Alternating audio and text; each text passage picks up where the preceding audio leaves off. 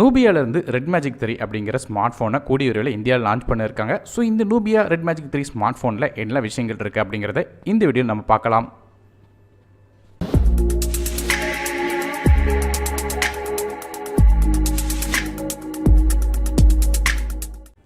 நூபியாவோட இந்த red magic 3 smart ஃபோனை பற்றி பேசும்போது இது ஒரு டெடிக்கேட்டட் கேமிங் ஸ்மார்ட் ஃபோன், அதாவது கேமிங்காகவே பில்ட் பண்ண இந்த ஸ்மார்ட் ஃபோன் கூடிய விரைவில் இந்தியாவில் லான்ச் ஆக இருக்குது.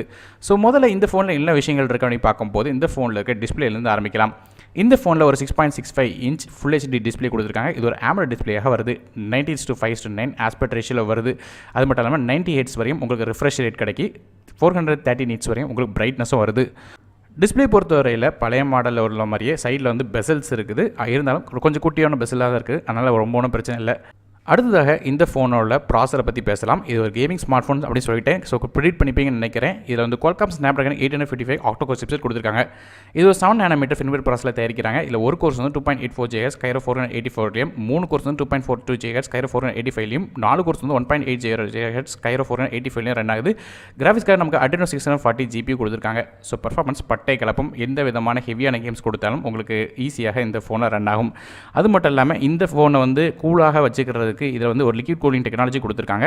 அது மட்டும் இல்லாமல் உள்ளே வந்து ஒரு டர்போ ஃபேன் ஒன்று கொடுத்துருக்காங்க. அதனால் உங்களுக்கு ஹீட்டை வந்து ரெடியூஸ் பண்ணி 500% வந்து ஹீட்டை வந்து வெளியே தள்ளுது.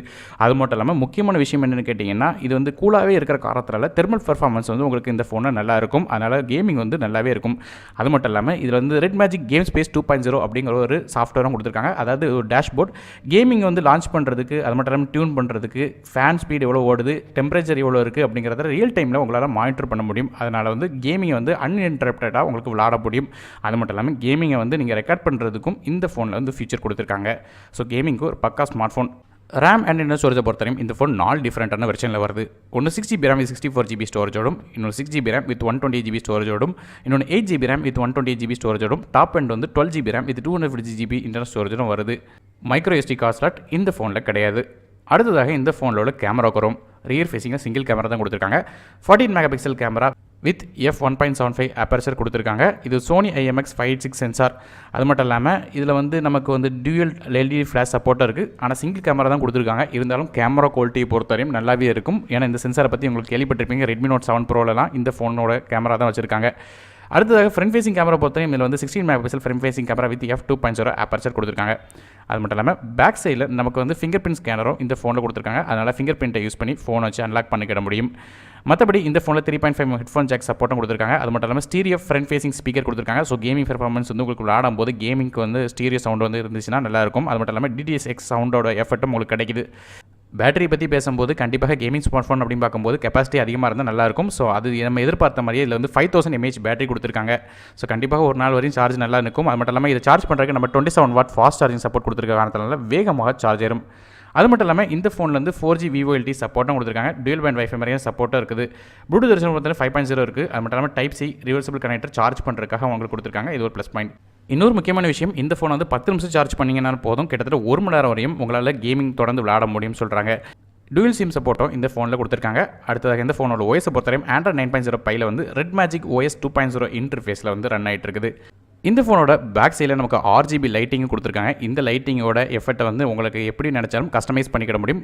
கிட்டத்தட்ட 16.8 மில்லியன் டைம்ஸ் வந்து உங்களுக்கு வந்து இந்த கலர்ஸை ஃபுல்லாக கஸ்டமைஸ் பண்ணுற மாதிரி ஃபீச்சர் கொடுத்துருக்காங்க. கடைசியாக இந்த ஃபோன் வந்து கிட்டத்தட்ட 4 டிஃப்ரெண்ட்டான வெர்ஷனில் வரும் சொல்லி எதிர்பார்க்கப்படுது. பிளாக், ஃப்ளேம் ரெட், அது மட்டும் இல்லாமல் ரெட் ப்ளூ வெர்ஷன்லேயும் உங்களுக்கு வரும் சொல்லி எதிர்பார்க்கப்படுது. இந்த ஃபோனோட விலையை பொறுத்தவரை 6GB RAM 64GB ஸ்டோரேஜோட விலை 30,000 இருக்கும் சொல்லி எதிர்பார்க்கப்படுது. அதுவே 6GB RAM வித் 128GB ஸ்டோரேஜோட விலை 33,000க்கும், 8GB RAM வித் 128GB ஸ்டோரேஜோட விலை 36,290க்கும், கடைசியாக 12GB RAM வித் 250GB ஸ்டோரேஜோட விலை 44,000 ரூபாய்க்கும் வரும் சொல்லி எதிர்பார்க்கப்படுது. இதெல்லாம் கன்வெர்ட் பிரைஸ் தான். இந்தியாவில் லான்ச் ஆகும்போது எக்ஸாக்டான பிரைஸ் தெரியும்.